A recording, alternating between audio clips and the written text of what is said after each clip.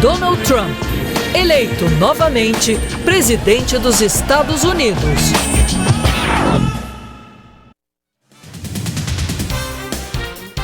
Vamos fazer contato direto com a nossa reportagem nos Estados Unidos, diretamente de Washington, Luiz Megali. Tem informações do dia seguinte, quer dizer, das horas seguintes ao resultado da eleição que colocou o Donald Trump mais uma vez no poder. Oi, Megali, boa tarde.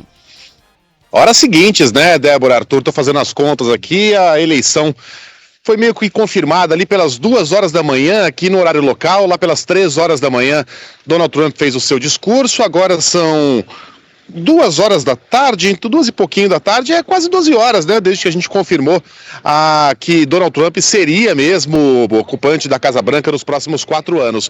E uma lacuna foi preenchida, Débora. Você vai se lembrar que a gente mais cedo falava sobre a ausência de um telefonema, de uma manifestação, de um tweet que fosse da candidata derrotada Kamala Harris. Ela ligou agora há pouco para Donald Trump para parabenizá-lo e oficializar a sua aceitação da derrota. Enquanto isso, Donald Trump continua empilhando delegados eleitorais. Agora há pouco confirmou-se a vitória dele no estado de Michigan, um estado tradicionalmente que vota nos candidatos democratas. Mesmo assim, ele levou vantagem por ali. Era um daqueles estados chamados pêndulo, aqueles em que a situação estava indefinida. No final das contas, Donald Trump vai vencer em todos eles. A contagem continua em alguns estados. Em Nevada, por exemplo, 89% dos votos já foram computados. Donald Trump também levará ali.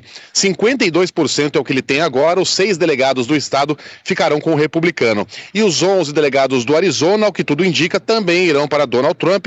63% dos votos foram contados. É o estado mais atrasado de todos. Ele tem 51,9% dos votos contabilizados até agora. No final das contas, o republicano certamente passará dos 300 delegados eleitorais.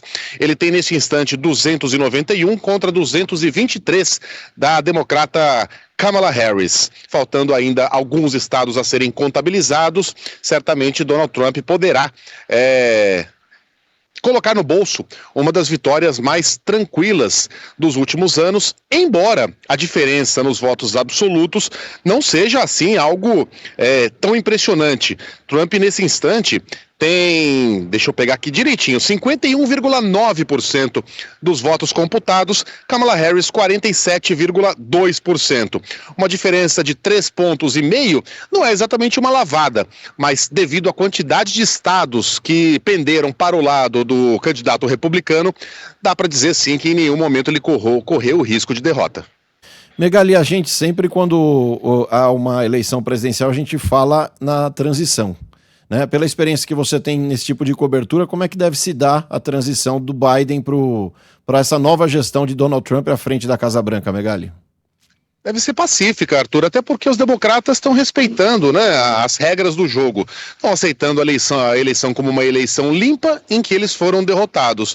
Já Donald Trump anunciou ainda durante a madrugada que a transição seria coordenada por um grupo organizado em Palm Beach, na Flórida, onde fica a residência de Mar-a-Lago, que pertence ao próprio ex-presidente. Ela será coordenada, entre outros, por Robert Kennedy Jr., que vem a ser filho de Bob Kennedy, grande político democrata assassinado no final da década de 90. Um Kennedy do lado dos republicanos é algo que a gente ainda estava por conhecer. E Robert Kennedy Jr., para o futuro, pode ser um dos pré-candidatos à presidência em 2028 ou na eleição seguinte. Já imaginou um Kennedy na presidência, só que usando as cores vermelhas do Partido Republicano? Além disso, participarão dessa equipe de transição o vice de Donald Trump e 2 de seus filhos meninos, Arthur. Obrigado pelas informações. Luiz Megali continua acompanhando nesta semana, até sexta-feira, portanto, trazendo as informações direto de Washington, D.C. Até mais, Megali.